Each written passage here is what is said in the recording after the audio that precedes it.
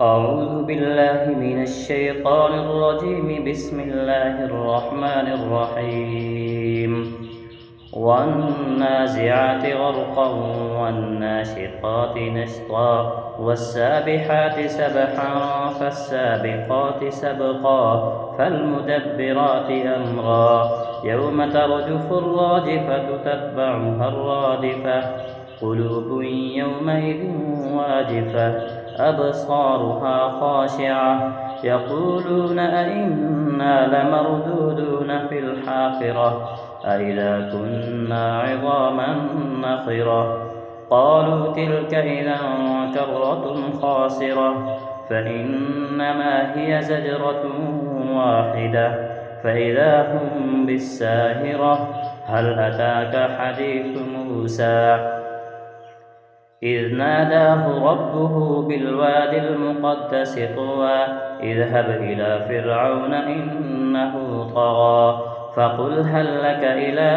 أن تزكى وأهديك إلى ربك فتخشى فأراه الآية الكبرى فكذب وعصى ثم أدبر يسعى فحشر فنادى فقال أنا ربكم الأعلى فأخذه الله نكال الآخرة والأولى إن في ذلك لعبرة لمن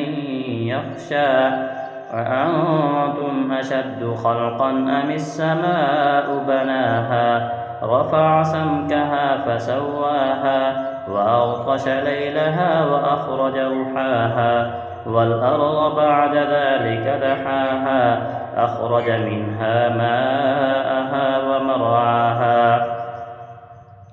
والجبال أرساها متاعا لكم ولأنعامكم فإذا جاءت الطامة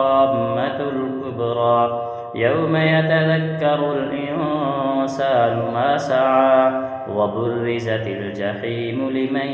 يرى فأما من طغى وآثر الحياة الدنيا فإن الجحيم هي المأوى وأما من خاف مقام ربه ونهى النفس عن الهوى فإن الجنة هي المأوى يسألونك عن الساعة أيان مرساها فيم أنت من ذكراها إلى ربك منتهاها إنما